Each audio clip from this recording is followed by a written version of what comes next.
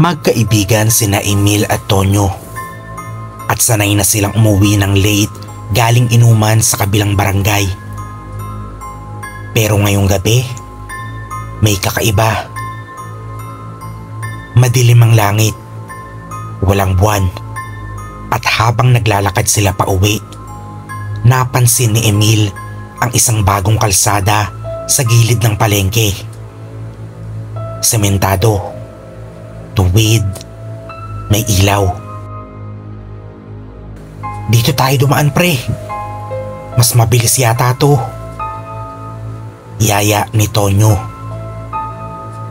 Hindi ko ata kilala tong daan na to sagot ni Emil. Pero sinundan na rin niya. Tahimik ang paligid.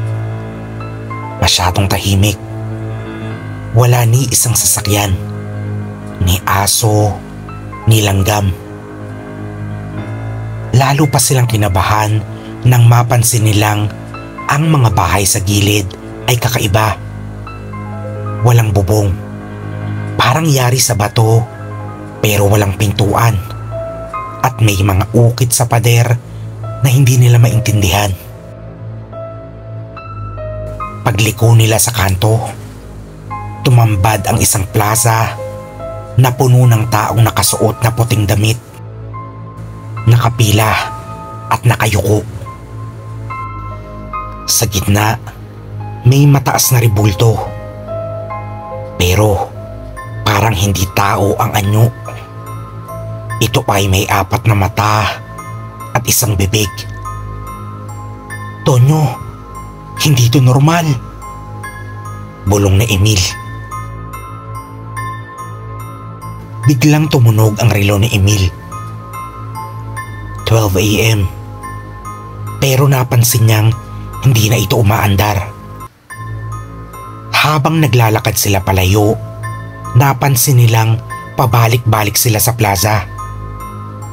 Kahit anong liko nila, laging doon ang bagsak. Sa pag-4 na ikot, napansin ni Tonyo ang mga taong nakapila. Unti-unting tumitingin sa kanila.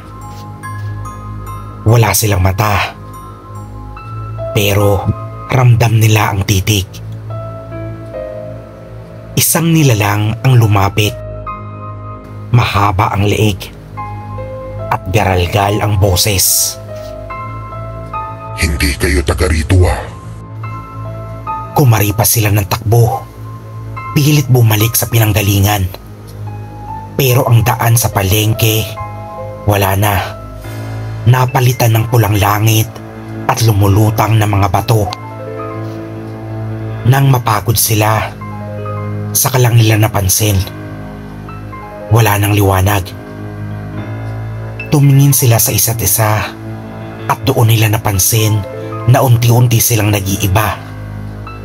Ang balat nila ay namumuti, ang mga kuko humahaba, at ang paligid tahimik na. Para bang sila na ang bagong nakapila.